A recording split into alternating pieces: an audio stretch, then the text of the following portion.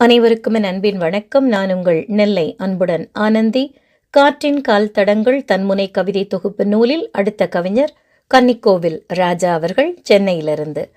தனியார் நிறுவனத்தில் வெளிநாட்டு நூல்களை வடிவமைத்து வருகிறார். சிறுவர் இலக்கிய செயற்பாட்டாளர். கதை சொல்லி சிறுவர் கதை நூல்கள் 60க்கும் மேல் எழுதியுள்ளார். கவிதை, ஹைக்கூ, லிமரிக்கு, புதுக்கவிதை, தன்முனை கவிதை 25 நூல்களுக்கும் மேலாக எழுதியிருக்கிறார். சிறுவர் பாடல் நூல்கள் 6, சிறுவர் கதை பாடல்கள் 5, கட்டுரை நூல்கள் 4, தொகுப்பு நூல்கள் 100க்கும் மேல் வெளிவந்து கொண்டே இருக்கின்றன. இவரின் கவிதையிலிருந்து ஒன்று உங்களுக்காக. 2 மாதங்களில் உயிர் பெறும் மழலை, வரத்தை அருள்கிறது பெண்ணுக்கு தாய்மை. ஒரு தாய் வயிற்றுல வளரக்கூடிய அந்த கருவை ஒரு பொக்கிஷம் மாதிரி அதை காத்து காத்து நல்லபடியாக அதை வளர்த்து வராங்க இல்லையா?